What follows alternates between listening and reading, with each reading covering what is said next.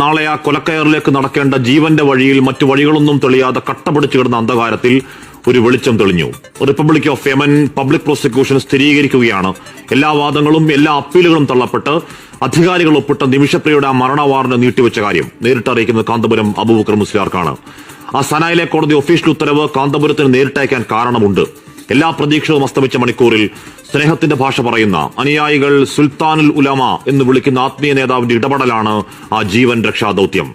ഹൂത്തികളുടെ നിയന്ത്രണത്തിലുള്ള സ്ഥലം, കേന്ദ്ര സർക്കാരിനടക്കം ഒരു ഡിപ്ലോമാറ്റിക് ഇടപെടൽ അങ്ങേയറ്റം സങ്കീർണമാക്കുന്ന ഘടകങ്ങൾ ഇന്നലെ സുപ്രീം കോടതിയെ അറിയിച്ചതാണ് അറ്റോർണി ജനറൽ ആർ വെങ്കട്ടരമണി.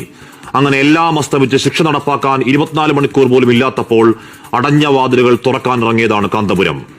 ആ രാജ്യത്തെ സൗഹൃദങ്ങൾ, സ്വാധീനങ്ങൾ, യമന്റെ ഗ്ലോബൽ മുഖം ഷെയ്ഖ് ഹബീബ് ഉമറുമായി പതിറ്റാണ്ടുകളുടെ വ്യക്തിബന്ധം ഒക്കെയൊക്കെ കാന്തപുരത്തിന്റെ കരുത്തായി.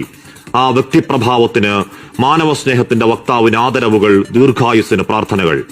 അവരെ കുറ്റം പറയാൻ കഴിയില്ല. അക്കാര്യത്തിൽ തലാലിന്റെ കൊലപാതകത്തിൽ അങ്ങേയറ്റം വൈകാരികമാവുന്ന അമ്മ, സഹോദരൻ, അവരുടെ കുടുംബങ്ങൾ, ഗോത്രങ്ങൾ, രക്ഷാവഴിയിലേക്ക് ഇനിയും പ്രധാന ചർച്ചകളൊക്കെ ബാക്കിയാണ്.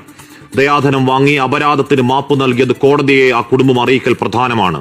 ആ ബ്ലഡ് മണി അതെത്രയാണെങ്കിലും നമ്മുടെ ഒരു കൂടപ്പിറപ്പിന്റെ ജീവൻ കാക്കാൻ ഈ നാട് സമാഹരിക്കുമെന്നത് കേരളത്തിന്റെ വാക്കാണ്.